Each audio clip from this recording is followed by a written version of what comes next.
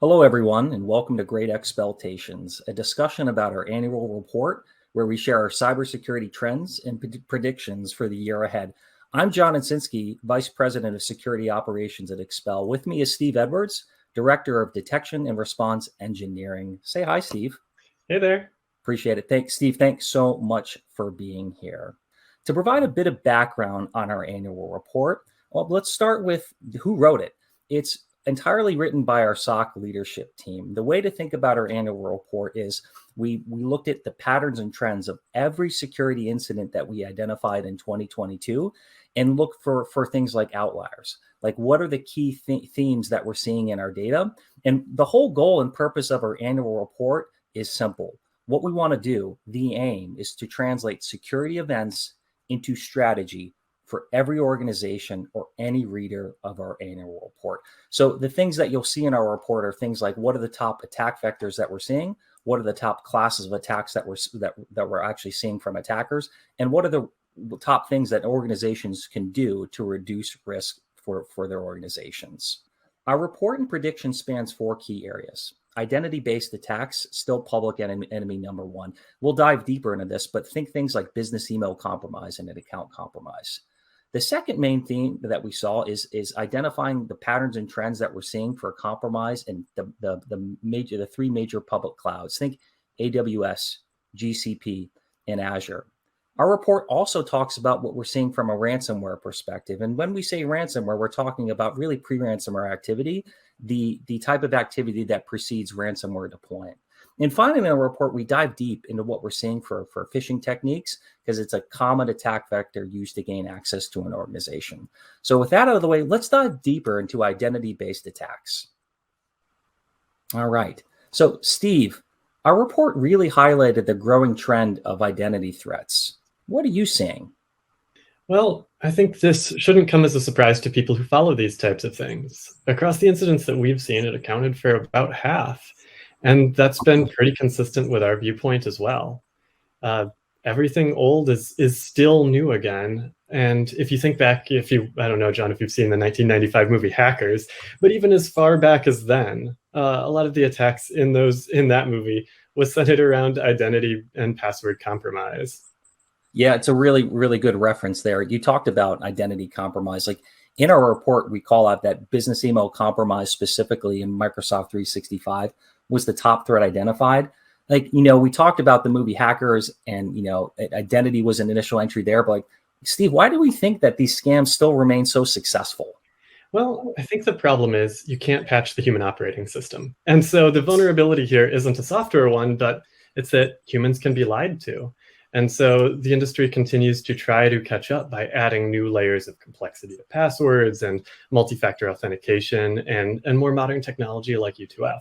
As those gain adoption, we see attackers shift the way that they're thinking about identity compromise and BEC in order to stay caught up and continue to exploit, because the identity is the new perimeter, right? So this is the focus point for attackers as a great entry point for business compromise. Yeah, for sure. You used the phrase multi-factor authentication. And one thing I think we highlight in a report is multi-factor authentication, or MFA. It's not a silver bullet. Like, it's certainly a step forward and a good way to reduce risk. When we talk about multi-factor authentication, that can mean many different things. But more specifically, curious from hearing from your perspective, like how attackers are bypassing multi-factor auth to gain access to accounts based upon the things that we're seeing. I think there's a few different approaches. And in some cases, it's as simple as multi-factor isn't broadly adopted across an organization. So certain systems don't necessarily use it, even if an individual user is protected in some contexts. But I think there's a few other approaches as well where we bypass that primary, secondary authentication workflow. Emerging trend that we're seeing is attacker in the middle attacks, where the session cookie is hijacked. And so then we can use a pre-authenticated session. The attacker can use a pre-authenticated session to move on to their next nefarious activity. Often then we see they may establish a foothold by adding a new multi-factor device so that they can get back in again without having to go through the complexity of another attacker in the middle or session hijacking attack. Yeah, that's really good. I want to double down on session cooking hijacking. It's something I think we touch on the report. It's something we're seeing more of. Are there certain things that organizations should think about as it relates to compensating controls for session cookie hijacking or just MFA bypass in general? Yeah, it can be a tricky approach because some of it is at odds with usability. And as anyone who's in security knows, if you make your security program unusable, well, your career doesn't often last very long. But reducing session length to a reasonable amount is a great approach to saying, hey, you've stolen a session cookie, but it's not going to work in an hour from now or 4 hours from now or things like that. We've seen stories of marketplaces of session cookies that are being sold. And so if you can reduce the time that those are useful, that's a great and low effort approach. In addition, we can look into things like where can we block access from, right? If your business doesn't do business in Germany, then you can say, hey, we probably don't need to allow access. And so we can kind of rule out some of those attacks in that way. But it's hard. It is a hard moving target because of how mobile the workforce is today, especially since more and more businesses have moved to working remotely. Yeah, that's really, really well put. I want to take a step back. You said something regarding making security usable. And if you don't, like, your stint in security is going to be pretty short. Can you elaborate on that? Because I think it's a really compelling comment. Yeah, I think there's often this caricature of security teams where they're the team of no, and you come to them and they say, no, you can't do that. It introduces risk. But unfortunately, the way business goes, you do have to take on some risk in order to get any reward. And so we have to have a measured approach to security. Take multi-factor authentication. It's much easier to get adoption in that space if you roll out something that users don't mind interacting with. 10 years ago, the commodity MFA were keychains that showed a number and the battery would die or they would get out of sync. And people didn't really like using them. But when it moved to smartphones and push-based and U2F tokens, it became easier and people didn't mind adopting. And so I think that's always the balance in security, is finding strong security that's usable enough that your community, your end users don't mind adopting. Yeah, it's really good. That's really, really well put. One of the things we talk about in our report, which is I think is really impactful, is when we see adversaries compromise credentials, they're not authenticating or attempting to authenticate into these accounts from like ISPs that are geolocated or geographically located in countries that are abroad. We're actually seeing adversaries taking advantage of VPNs and hosting services in the US. Do you have any opinions on what does this mean? I'll share my context, but super curious in terms of the potential impacts of adversaries using hosting services within United States. Yeah, it again makes it trickier to detect these types of compromises. I think back to maybe 2012, I wrote my first geo-impossible Splunk query, where I was looking at authentications to our single sign-on provider and finding, oh, hey, this person signed in from a different country and then this country. And so as that has become a more common defender trend, attackers have had to move to catch up. And with the relative commoditization of VPN providers, the easy access to IP addresses close to the targets of attackers, it's become a no-brainer. So yeah, let's do this. Let's hide our identity as attackers and also make the attack seem more normal for network traffic, for authentication log entries. Yep. I love the history. Love the sharing detection history. That's really good. For organizations thinking how this relates to possibly conditional access policies, like think about conditional access policies where perhaps you can restrict authentication from particular country code locations or VPN providers. Anecdotally, one of the things that our SOC has seen previously is threat actors able to compromise account, attempts to log in, conditional access policies deny that request, and they turn on their VPN and suddenly they're in per se. So it's something organizations should think about from a defensive perspective as it relates to restricting authentications from particular country codes, VPNs, so on and so forth. As we think about the year ahead, Steve, Are there trends or tactics you're watching for as we head into, as we continue to, make our way through 2023? I think MFA bypass is definitely, in several different forms, is definitely going to be an area where we'll see increase, because MFA is becoming more common. Yep. So it's always a game of catch up between defenders and attackers. So I think we'll continue to see more and more session hijacking from attacker in the middle attacks. Yeah. I think we'll also see more attempts to leverage push fatigue, where with push-based two-factor authentication, an attacker may send the authentication request again and again and again until the target just gives in and says, okay, yeah, just stop bugging me, go ahead and sign in. I think we'll also see ways to access identity around the traditional authentication workflow. Things like OAuth approved apps and Chrome extensions, where you get access to your target session without having to do any of the hassle of dealing with passwords and second factors. I think those end runs around multi-factor authentication will continue to grow in prevalence over the coming year. Yeah, I'm going to amplify. Like, I think that, session cookie hijacking is already a problem. Organizations may not be aware it's happening. It is, read the report, it's in there. But also understanding that we're even in our weekly and monthly reporting, we're seeing more and more of it. So it's something that organizations should certainly be thinking about. And you made a couple of really good comments regarding maybe even start by understanding what is your session cookie length, so on and so forth. My personal prediction is, last year we started to see, threat actors specifically focus on, fraud, focused on targeting, Workday, and perpetuating payroll fraud. I think this year we'll continue to see those types of tactics where, as more organizations have moved to single sign-on, and maybe I've put all my applications behind an identity provider like Okta. If I compromise, your Okta identity, I'm not just gaining access to your email data, I'm gaining access to all of your enrolled applications. So I think we'll start to see more and more tactics where, hey, maybe instead of waiting in your inbox and identifying the opportunity for me to perform wire transfer fraud, I'm just going to access this application and make a quick change, and I'm going to, route money or dollars to an attacker-controlled account. I think the bottom line is, with the advancement of good is an advancement of evil, and there's other folks on the other end looking to monetize access, and I think we'll see more and more of that.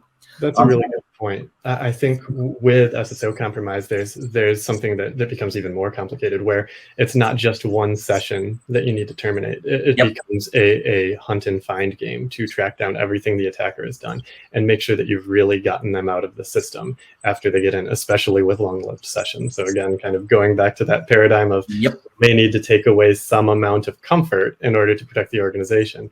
Those short-lived sessions are really something that pay themselves back in the event of a compromise. Yep, and when we think about the work we're doing here at Expels, as we integrate with more applications, we're not just integrating, let's talk about the work we're doing because it's really interesting in this space. So we're not just integrating with security technology, we're integrating with applications because it gives us visibility to spot that activity, which is super cool.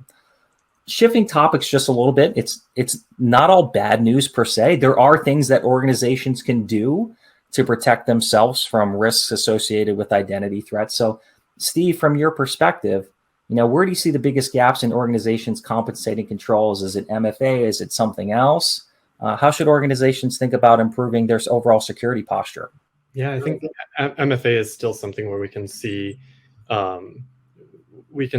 big advances as adoption grows and grows. And as we move to more hardened forms of MFA, I'm just thinking about authentication as the primary attack surface of an organization. What areas can we invest in to make that harder? Things like adaptive authentication, or tying, workstation like or tying employee-issued workstations to the authentication to say, hey, this needs to be a trusted endpoint in order to authenticate. That adds complexity. That raises the cost of attack for an attacker to where they may decide to just move on. So I think shifting that authentication to a harder model in a way that doesn't sacrifice usability is really got to be the approach that businesses are thinking about taking if they want to take this threat vector seriously. And since it continues to be year over year for as long as I can remember, the leader in compromise, it's something we all should be taking seriously. Yeah, I think, fast, identity online or FIDO security keys can certainly help.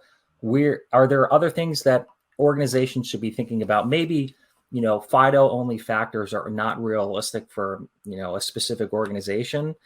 Should organizations be looking at how they use push-based notifications, or any thoughts and ideas in terms of, how to at least reduce risk if FIDO only factors are unrealistic? Yeah, absolutely. So I used to lead security for a university, and it was a diverse community. People working in different locations with different access needs and different work styles.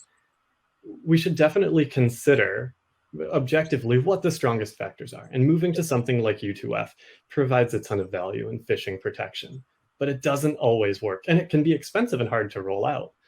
Luckily, hardware manufacturers are catching up and adding U2F compatible biometrics to their devices Hmm. with Microsoft Hello and Apple Touch ID. That gives us the ability to roll that out without the additional hardware cost. But even then, there are still cases where that won't work. And Hmm. so it's important to make those conditional scenarios to say, when this person needs to authenticate to this system, they're going to use SMS two-factor, which isn't something we like to use broadly, but it's still better than nothing. And if it's the only thing that's going to work, let's make sure we take a surgical approach to where we're going to use those weaker factors so that we can have some amount of MFA adoption across everything that we do. And likewise with remote access, we should be tunneling that through something where strong authentication is possible and where we don't have to worry as much about the vulnerabilities in the authentication system. And we can just worry about the authentication model itself. So things like using SSH through bastions with strong SSH keys rather than password and tying that to MFA, maybe hardware backing those SSH keys. Those kind of things can go a long way to harden the primary attack surface again.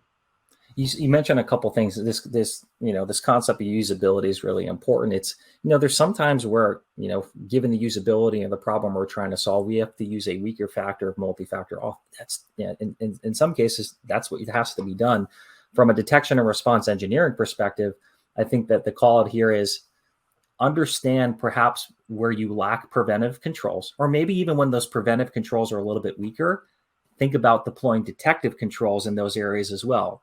That's kind of seems like to be the sweet spot. Like, any reactions to that statement? Because in one hand, it's like, listen, FIDO security keys, don't have to worry about it. Cool. But if that's unrealistic, we're going to deploy this preventive control, but we're going to back it with some detective controls as well in the event that that particular factor or that particular thing is exploited. Like, is that the right way for folks to be thinking about this? Yeah, absolutely. I think it's one of those know thyself kind of situations where you need to understand the context of your organization, understand where you've implemented weaknesses intentionally because it's necessary for business, and then you can build those detection controls around it. Sometimes there's just not ways to turn off things that are important, or they're, break glass situations where those should just be really noisy, but they should be available because we do need them for business continuity. Yep. Yeah. A couple things. I'm going to amplify a couple points. Usability, but necessary for the business. And what you're saying is our ability to do our business, whatever it means we're going to utilize these particular security settings or controls as well. So those are all really, really well put. Anything else you want to discuss as it relates to what organizations should be thinking about ways to reduce risk?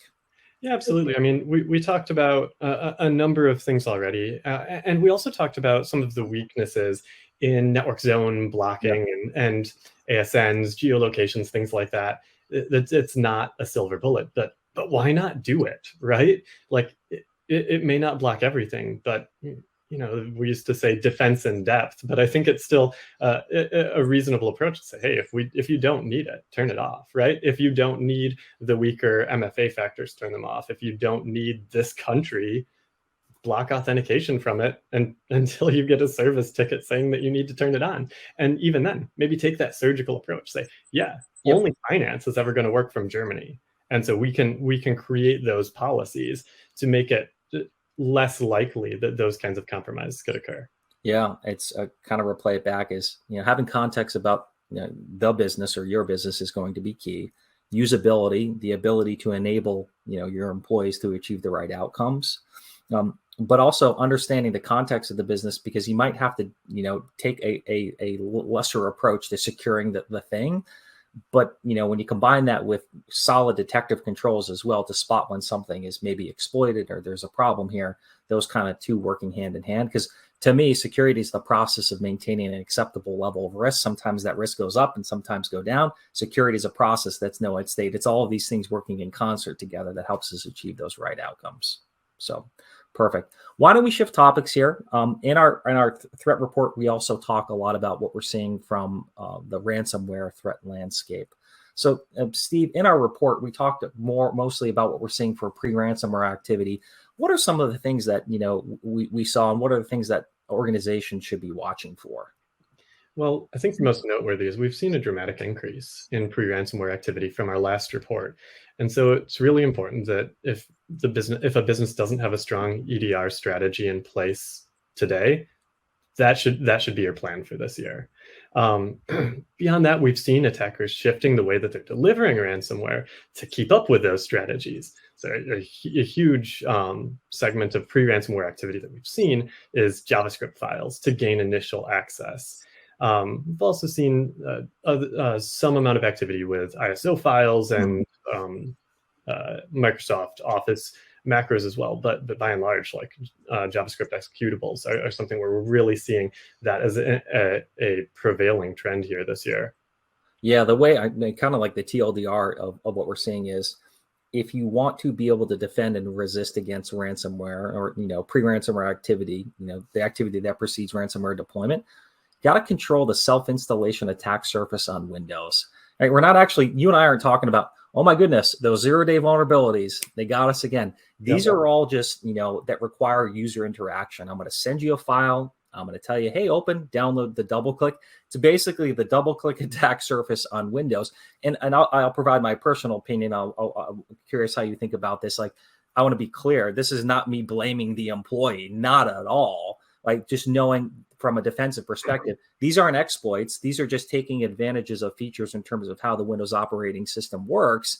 And again, just to amplify a couple points, like the whole goal with a really sound security program is like, either you've got policies that, prevent this, or when something is double clicked, it doesn't result in, catastrophic damage to an organization. But I certainly don't blame employees here in this setting. Steve, I'm certain you feel the same. Just wanted to give you an opportunity to share your thoughts there too. Yeah, absolutely. Because it could be anyone, right? It's one of those bugs in the human operating system, and I haven't gotten a patch for it in my 37 years here. So it is, we can be tricked. We can be lied to in a convincing way. We can be convinced to do the wrong thing. And I think, John, to your point, with Microsoft Auto running some of these file types, that's one of those trade-offs, security versus usability. And it's something that each business will have to take on. But I think it's common sense to say, hey, maybe we don't want JavaScript files to be run automatically when they're downloaded. But I think in some cases, it is really hard to say, hey, yeah, we do need to block macros from downloaded files, because that might be part of people's current business flow. And maybe that needs to change. But that's an expensive thing to start taking on. Yep, absolutely. And also, let me give a shout out to infected thumb drives. Like, there's still making the top of the list. What's old is new again there. So really the point of this, again, just to kind of go back to jump, like in our report, we're showing the patterns and trends in terms of how these things are happening, and we're translating it to strategy. And what you're hearing from Steve and myself is like, looking at this thing from a holistic view, like, okay, these aren't exploits. So even if I have the world's best patch management program, like, that actually doesn't fix this. Like, these are usability things here as well. And to Steve, to kind of go back and amplify a couple points, like, you may have folks in finance where they use macros as part of their job, but maybe not in files downloaded from the internet. Think about the context of your business. And the whole point for surfacing these up is to, let you know, these are the things that we're seeing, give you recommendations in terms of, how to reduce risk related to these classes of attack.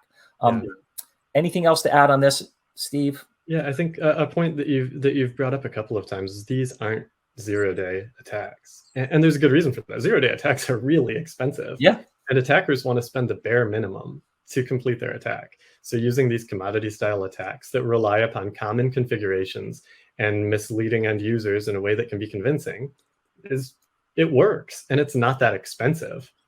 Yep. The one data point that we don't have on the slide, and encourage folks to download a copy of the report and read it, is 97% of all the incidents that were, attributed to pre-ransomware activities we stopped during initial access. If you're thinking about, MITRE's, attack lifecycle, or the kill chain, that means something was detonated on a system, EDR, some other, the device picked it up, and we stopped it immediately. But for those 3% of incidents that made it a little bit further along, the thing to know, and this isn't good news, it's like these ransomware operators are moving faster, right? Because as visibility increases and defenders are getting better at removing access, like the stakes are getting higher and higher, unfortunately, but you can stop and defend against this. So there is good news, so on and so forth. But in terms of that, why don't we shift our discussion to talk about what organizations could do to make it harder for the bad folks to kind of get in. So on this slide, I'll talk about it a little bit. Like when we look at the top ransomware attack vectors, again, this kind of just amplifies the previous point we made in a bar graph style. It's zip JavaScript, macros and Excel docs, ISO files, and removable media. Again, here, really the TLDR is these aren't exploits. These are taking advantage of features. So when we think about the policies and things that organizations can go and do, Steve, curious, like talk to us about things that organizations should be thinking about to protect their organizations. Yeah, absolutely. So I think, we talked about some of these common vectors and saying, hey, don't have these run by default. Switch these script files to open in Notepad. And maybe that's not the most usable experience for some people who need to do this. But we can teach them to say, hey, yeah, okay, you right click and you can run it this way if you need to. But we want you to be intentional about that. And I think end users can respond to that. I think, again, we mentioned that flash drives are still out there, and saying, hey, maybe we can't necessarily just restrict access to all removable media, but we can at least make sure that things aren't auto running when they're connected to the device. Those seem like common sense, usable approaches to blocking these common attack vectors that we've been seeing. And then, of course, we said, we're not seeing a lot of zero-day activity, but absolutely be patching and updating regularly, because it's only a 0 day for 1 day. And then after that, it becomes commodity. So we do need to stay up to date with patching to avoid that attack surface being exploited as well. Yeah, that's really good. The other thing to touch on is we talk about don't exposing RDP, remote desktop protocol, directly to the internet, or really any other services you don't need to.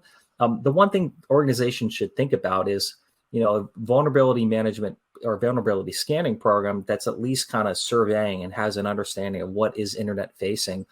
There are services like Shodan and Census that you can query and be able to ask, what does the internet say about my given business? And you may be surprised in terms of what it sees. From an historical standpoint, we have seen threat actors, brute force RDP credentials for initial access. It doesn't show up in our, last year's report, and it does show up in the year before. But just know that that's out there, and that's something to think about. Is that's a common entry point as well. So, Steve, anything else you want to cover here as we think about protecting organizations from ransomware? Yeah, and typically your MFA providers these days typically have some sort of tunneling services available where you can avoid the hassle of VPN, but still protect things like remote desktop and SSH and internal web applications, where you don't necessarily need that attack surface on the internet, and you can put strong authentication in front of things where it's otherwise hard to do it. So if you have to have remote desktop accessible, put it behind a VPN or put it behind some sort of reverse proxy from your identity provider. And it provides a lot of value in defense against that level of compromise and that pre-ransomware activity. Yep. Yeah. One of the things that I think organizations should be thinking about, we don't list it here. I'm interested in your reactions to this comment is, a lot of these, recommendations we have on the slide is it's focused on preventing initial access to deploy malware to enable remote access. The other thing I think organizations should be thinking about is like API security of their internet-facing web applications. It's a total guess, but I'm willing to bet, kind of year ahead or maybe the years ahead, as I think more ransomware threat groups will look to, exploiting vulnerabilities and APIs to return data that it probably shouldn't. And this way, I'm holding the data hostage, and I haven't even actually had to ransom your organization because I have the data I can hold ransom. Like, I don't know if you agree with me, but that's something I think that organizations should watch out for as well. We absolutely should, and I think that that ties into some of the supply chain things that we've been seeing as well. Like John, you and I both lived through Log4j more than once last year, I think. And so that kind of having that exposed attack surface there can lead to that kind of data leakage. And sure, they could pivot to encryption from that as well, or they could just say, hey, we're going to just share your data with everyone. And so that's another area to watch out for. And so like you mentioned, John, having understanding your attack surface, understanding vulnerabilities that you have open right now in that attack surface, having a good patching or mitigation program in place, that goes a long way to prevent those types of attacks. Yep, absolutely. Why don't we shift topics? Why don't we talk about phishing? Right, phishing used a lot of credential harvesting in 2022. That's really what shows up in the report. But Steve, what are the things that we're seeing as it relates to phishing tactics from this past year? Yeah. So, we saw a huge amount of credential harvesting happening from phishing emails this year. And we saw some common trends. And I think that some trends that we've just seen as an industry over time is that phishing, is very inexpensive for attackers to do. And so it's very prevalent because it's very easy to set and send phishing emails. And it's very hard to train users because we can't say, don't click on a link in an email, because you have to. That is what emails do. I mean, we can't say don't open attachments in emails because every business has people who are employed to open attachments from strangers in emails, like recruiters. That's their job. So it's a tricky problem to solve, and it is a cheap method to attack. Attackers usually try to evoke an emotional response with their phishing campaigns to get their victims to stop thinking rationally and start acting emotionally. So things that are actionable and time sensitive and financially driven, or things that evoke a sense of curiosity or fear or anger, those types of attacks often get strong engagement from the targets of attackers, and can be hard to train out. And likewise, we shouldn't send training phishing campaigns that are sometimes as awful as the ones that we see, because we need to respect our employees as well. So phishing training goes only so far. I think it's important to train your employees to understand what phishing looks like and what they should do when they see it, because that helps us respond. But at the same time, we need to be implementing strong controls that give people the ability to fail in a safe way. Yep. Kind of when we, kind of dig in the data,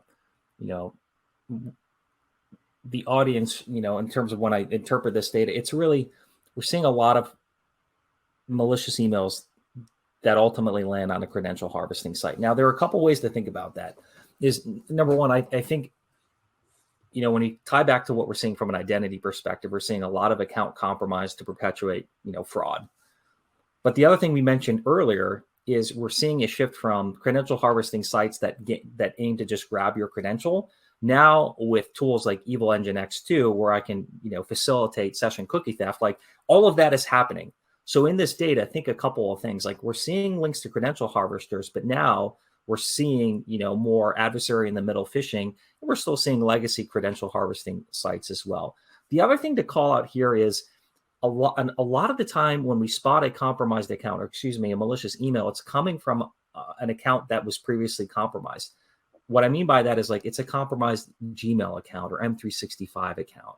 And so it's important from a defensive perspective, like, those emails are going to pass SPF, DKIM, and DMARC because they're legitimate accounts on legitimate services. So, like, you may think, oh, I'll just spot a compromised account. Like, no, it's getting increasingly harder to spot that because they're using compromised credentials to perpetuate these types of activities as well. I don't know if any reactions or any additional details you want to add there. Yeah, absolutely. And when we think about the realm of business email compromise, you access someone's mailbox, you also access their contact records and their history of sending emails. So it makes it easier for attackers to build a convincing pitch that comes from someone that written in the voice that they use about things that you've talked about in the past. And it becomes harder and harder, even for seasoned security professionals, to catch and prevent that before things go so far. Yep. I think that I'm going to say it. I don't want to say it, but I'm saying it's phishing is still a thing because it's working, right? Yeah. It's working is unfortunate. I want to move ahead in the slides and kind of double down on one thing that you just talked about. You talked about, listen, when we're dealing with business email compromise, that threat actor is in your inbox and kind of monitoring who you engage with. I'm going to use that language and wording. And so on the slide is a chart from our great Expeltations report, specifically, when we look at phishing success broken out by industry, what we found was the hospitality industry, folks working in those industries were impacted the most. And when you think about it, folks that work in hospitality, it's normal for them to engage in correspondence with outside parties and maybe people they don't interact with a lot. So maybe I don't even have to be that persuasive. You just be like, I typically interact with folks from a FedEx or UPS. I'm going to double click all those things. And so this data is really, really interesting. Steve, I don't know if you have any opinions about what this means. I found this particularly fascinating, kind of given the phishing attempts by industry. Yeah, absolutely. I think you're right. I think it really has to do with the business model of and the way that the people work in these industries. Say, if I'm booking a conference room at a hotel, I'm probably going to email them a PDF, like a signed contract. Yep. Says, hey, yeah, I would like to book this. And the person I'm working with who's never met me before will double click on that PDF and open it. And so it is like I said, there are roles at every company whose job it is to open attachments from strangers. Yep. And so we have to build, again, safe ways for that to happen. I think that's the key thing with human security, is expecting that we'll all fail occasionally because we're not perfect. Yep. And then building ways for us to fail safely. I had a former colleague of mine who used to say, the FAA almost never classifies plane crashes as pilot error anymore. It is just too hard for a pilot to make an error because the systems are designed and expect that we will make mistakes. And so we as a security industry need to be thinking of that approach as well. We need to be removing human error by making fail-safe systems. Yep, I completely agree. I actually, I don't believe in the concept of human error. I believe in process error. Like the system that we built did not operate in the way that we intended. Yeah. I completely agree. Well, it's not all bad news. I know I've said that a couple times before, but like there are things that organizations can do to reduce risks associated with phishing. So if we kind of jump ahead in the slides, Steve, let's talk about ways organizations can reduce, risks associated with phishing. What should we be thinking about here? Yeah, I'm going to sound like a broken record, I think, but deploying strong authentication. I mean, phishing is in large part, the majority of phishing is centered around stealing primary credentials. So if we can make it harder than just primary credentials, that's step one. If we can make it hard to phish, the second factor by using tools like FIDO U2F tokens, or even push-based two-factor authentication that can give the end user a little bit more context. Yep. That goes a long way.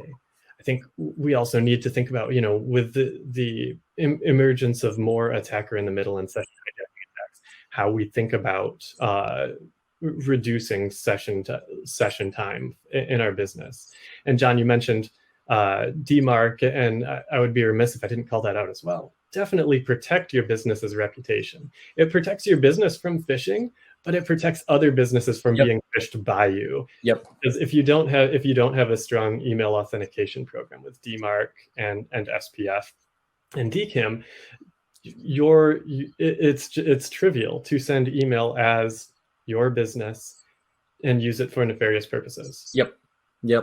To give kind of the audience some insider perspective, is one of the things that we do within our detection and response engineering function is we kind of look at how threat actors are bypassing MFA, and if we think if a preventive control can be bypassed, one of the things we focus on is building that detective controls and the detective content. So one of our focuses has been like building detection content where we see signs of push notification fatigue or potential MFA bypasses, so on and so forth. So, I think really kind of the net here is like, understand your business. Obviously, preventive controls are really good, but think about where they're weak and, build detective controls as well. Steve, anything else to add on that front? Yeah, I mean, excuse me. Yeah, I think those are good points. I think we can get more instrumentation as well by adding tools like a secure email gateway to watch for the signs of these phishing emails in ways that mail providers don't always provide. Yep. So I think it's important to have that level of insight and monitoring there, and then train your employees to know what to do, to know what a phishing campaign is, and to know how to report them so that you can respond effectively and in a timely manner. I remember years ago when I first started doing phishing training campaigns, where I would send mock phishing emails to the employee community. I would notice a significant drop off after about 2 hours. I'd send it to 1,000 employees, and 2 hours later, if I was going to get passwords, I got the passwords. So it's really important to respond in a timely fashion and to encourage employees, if they're not sure, to get a second set of eyes on it by reporting it the right way. Mm-hmm. That's very good. Why don't we move ahead? And then finally, we've talked about a lot. And a quick recap: we talked about identity, we talked about ransomware, we talked about phishing, initial access, and things to be looking out for. Steve, at a super high level, like if you were to describe how we Expel are helping customers respond, I'll call these evolving trends and tactics, like super high level. Once you share your perspective, I'll share mine as well. Yeah, we're always trying to stay on top of these trends as they evolve, and that impacts our detection strategy across all of our customers. We're looking for these early signs of attack, like pre-ransomware activity and business email compromise, and then we can help our customers respond quickly with clear guidance on how to remediate compromise. Yeah, from my perspective, I think what makes us unique is like we don't ship an agent, we don't ship an appliance, we integrate with the technology our customers have. And the thing that I love about working at a managed detection and response company is you get visibility into hundreds of organizations. And you get to apply that learning to a different technologies, and you can literally say, oh, now they're trying to do that where they used to go like that. Now let me build detective control and let me tell you how to prevent it. And really, in a nutshell, that's what our report is about. It's telling you what's happening, telling you how we detect these things, telling you how you can prevent them as well. So, kind of in closing, for the audience listening at home, if you're interested in reading more about Great Expeltations, again, it's our annual report covering the topics Steve and I have gone through. Look out for an email following the recording of the webcast. If you're interested in learning a little bit more in terms of how Expel can help, visit expel.com/contact-us or shoot us an email. Steve, I just wanted to say thank you so much for joining me in this conversation. This was a lot of fun. Once again, I'm John Hencinski. That's Steve Edwards. Thank you all so much for watching.